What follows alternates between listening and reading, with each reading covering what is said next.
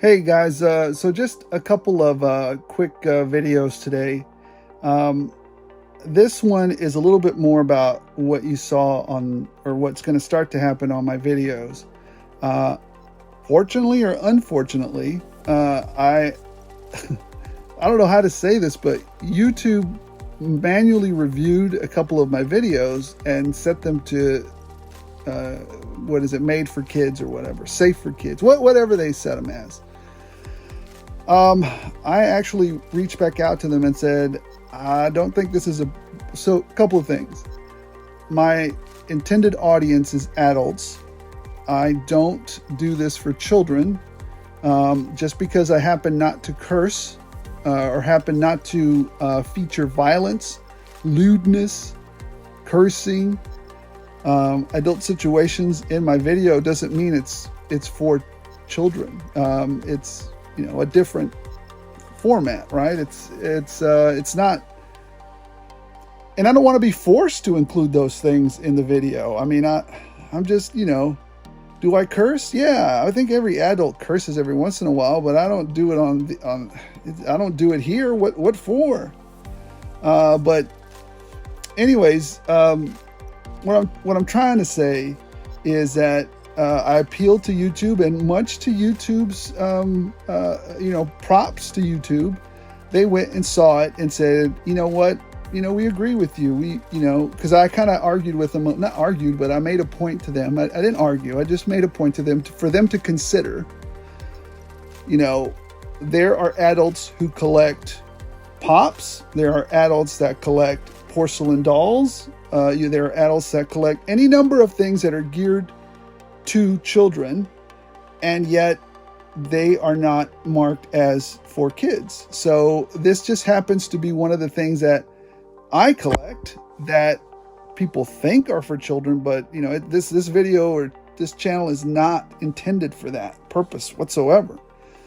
So YouTube actually went back, manually reviewed them, and agreed with me, which I was like, wow. I mean, I've never really reached out to YouTube and asked them for anything, but I'm glad to know that my first interaction with them in that manner turned out to be a pleasant one, and so that was pretty cool of them to say, yeah, we agree with you. This isn't for children. We just had to take a closer look. So, but in order to keep that from happening, I'm going to introduce two things into the videos.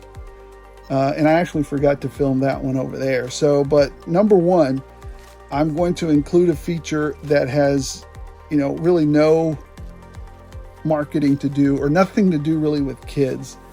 And I've always thought this, I've always thought about this in my head. How am I going to introduce this, or how am I going to put it in there? I'll film it now in a minute. But I want to introduce the Scalper McScalperson score. How about that? We'll call it the Scalpy score, or Scalpy McScalperson score. I don't know. We'll figure it out. But essentially, it's how much do I think this figure is gonna be scalped in the future, right? And so at least we'll introduce a level of adultness into the video, so that any reasonable, and that's the key word, any reasonable person watching this video can tell that it's not geared for children. And children don't give a flippity flap about what it costs to really, what is the investment value of this figure and how scarce will it be on the market? But no, just get me that figure, man.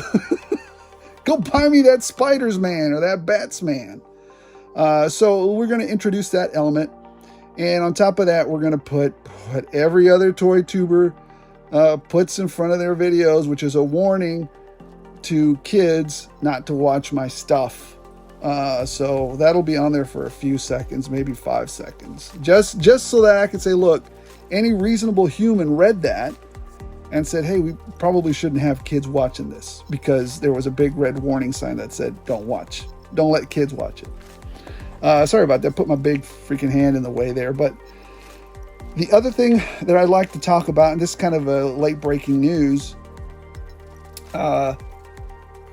Hasbro is laying off 1,200 employees, 1,100 employees. man, that's a massive hit, man. That's massive. 20% of your workforce. My job requires me to understand some of these things, and I'll tell you what. And in a, in my previous life, I was actually sent to a couple of development classes on this. There are situations where a company does have to cut, but cutting deeply is one of the last things that you should do as an organization, because once you lose the morale and the support and you start scaring your people, then it's a spiral all the way to the bottom, because now you've lost who wants to come along with you as an employee this journey. And now employees are going to be like, well, I better get out of here while the getting's good, right? I'm not going to be caught, I'm not going to be one left here standing with the bag or whatever, holding the bag when all this is said and done. So I think what's ultimately, this is a dangerous road Hasbro has started. One of the things that they taught us in this development course is, yes, sometimes you have to cut, but always try to cut your employees as a last recourse. I don't know how many of you were around when 2008 was around, the recession that hit in 2008. They did a study then. I forgot who was the study. Don't ask me to cite it or whatever, but I remember, it was part of my development class back then. The companies that cut to the bone in the 2008 recession were some of the first companies that never came back. They never made it back, because they had cut so deeply and so harshly that other companies that, instead of cutting that deeply, were able to sell some of their artwork, sell some of the investments that the company had made, right? Instead of getting rid of people, they got rid of assets that they had collected, artwork, extra buildings, extra whatever that the company might have had, in order to pay those employees until the economy recovered. Those were the companies that managed to have enough people to start going again when the economy took off. And you guys will remember 2010, 2009, things hit hard if you were around, and the economy took off. Well, it took off so well that a lot of employees, a lot of companies couldn't find enough employees to spin back up. And so they were left in the dirt. And so they failed. Not because of lack of economy, but because of we didn't have enough people.